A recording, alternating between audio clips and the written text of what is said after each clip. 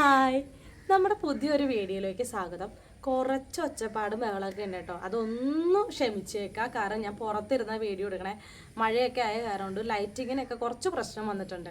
അപ്പോൾ നമ്മൾ ഇന്ന് പുറത്തിരുന്നാട്ടോ വീഡിയോ ഷൂട്ട് ചെയ്തേക്കണേ. അപ്പോൾ അതിൻ്റെ ചെറിയ പ്രശ്നങ്ങളുണ്ട്, അതങ്ങ് ഒഴിവാക്കിയേക്കാം. അപ്പോൾ നമുക്ക് ടോപ്പിക്കിലേക്ക് കിടക്കാം. ഞാൻ ഇന്ന് വന്നിരിക്കുന്നത്, ഒരുപാട് പേര് എന്നോട് ചോദിച്ചിട്ടുള്ളൊരു കാര്യമാണ്, DTDC കൊറിയർ ആണോ, പോസ്റ്റ് ഓഫീസ് ആണോ, അതോ പ്രൊഫഷണൽ കൊറിയർ ആണോ, ഏത് കൊറിയർ സർവീസാണ് ചേച്ചി ഏറ്റവും നല്ലതെന്നുള്ളത്. നമ്മളെപ്പോലെ സ്മോൾ ബിസിനസ് ചെയ്യുന്ന എല്ലാവർക്കും ഉള്ള ഏറ്റവും വലിയ പ്രശ്നം എന്ന് വെച്ച് കഴിഞ്ഞാൽ, നമുക്ക് കമ്പാരിറ്റീവ്ലി ഒരുപാട് കാശ് കയ്യിൽ നിന്ന് ഇറക്കാനായിട്ട് ഈ സമയത്ത് ഉണ്ടാവില്ല. അപ്പോൾ നമ്മൾ എന്ത് ചെയ്യുക, കുറച്ച് എമൗണ്ടൊക്കെ അവിടെ ഇവിടെയൊക്കെ നമ്മളൊന്ന് ബാലൻസ് ചെയ്തിട്ടായിരിക്കും നമ്മുടെ ബിസിനസ് മുന്നോട്ട് കൊണ്ടുപോകണേ. അപ്പോൾ അങ്ങനെയുള്ള ആളുകൾക്ക് വേണ്ടിയിട്ടാട്ടോ ഈ വീഡിയോ. ശരിക്കും പറഞ്ഞാൽ ഏറ്റവും നല്ലത്, നിങ്ങൾ കൊറിയർ സർവീസിൽ സമീപിക്കുമ്പോൾ പ്രൊഫഷണൽ കൊറിയറിനേക്കാളും DTDCനേക്കാളും ഫാർ ബെറ്റർ ആണ് നമ്മുടെ സെൻട്രൽ ഗവൺമെൻറ്റിൻ്റെ പോസ്റ്റ് ഓഫീസ് എന്ന് പറയുന്നത്. പോസ്റ്റ് ഓഫീസ് വഴി അയക്കുമ്പോൾ ഉള്ള ഏറ്റവും വലിയ ഗുണം എന്താണെന്ന് വെച്ച് കഴിഞ്ഞാൽ, നമ്മളൊരു ചെറിയ സ്ഥലത്തു നിന്ന് ആയിക്കോട്ടെ നിങ്ങൾക്ക് ഓർഡർ വരുന്നത്, ചിലപ്പോൾ ഒരു ഗ്രാമപ്രദേശത്തു നിന്നായിരിക്കും നിങ്ങൾക്കൊരു ഓർഡർ വരുന്നത്. ഈ ഓർഡർ കറക്റ്റായിട്ട് ആളുടെ കയ്യിലായിരിക്കും ഈ പോസ്റ്റ്മാൻ കൊണ്ട് കൊടുക്കുന്നത്.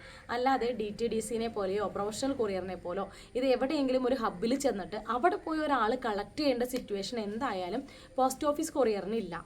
ഇതുവരെ എനിക്ക് അങ്ങനെ ഒരു അനുഭവം വന്നിട്ടില്ല. പക്ഷേ പ്രൊഫഷണൽ കൊറിയറിലാണെങ്കിൽ എനിക്ക് ഒരു പ്രാവശ്യം എൻ്റെ പ്രൊഡക്റ്റ് മിസ്സായി പോയിട്ടുണ്ട്. അതുകൊണ്ട് തന്നെ എനിക്ക് പ്രൊഫഷണൽ കൊറിയർ ചെയ്യാൻ വേണ്ടി വലിയ താല്പര്യമുള്ള വ്യക്തിയല്ല. DTDC ആണെന്നുണ്ടെങ്കിലും കമ്പാരിറ്റീവ്ലി കുറച്ച് റേറ്റ് കൂടുതലാണ്, അല്ലെങ്കിൽ നമ്മൾ അവരോട് സംസാരിച്ച് ടൈപ്പ് ഒക്കെ ആവേണ്ടതായിട്ടുണ്ട്.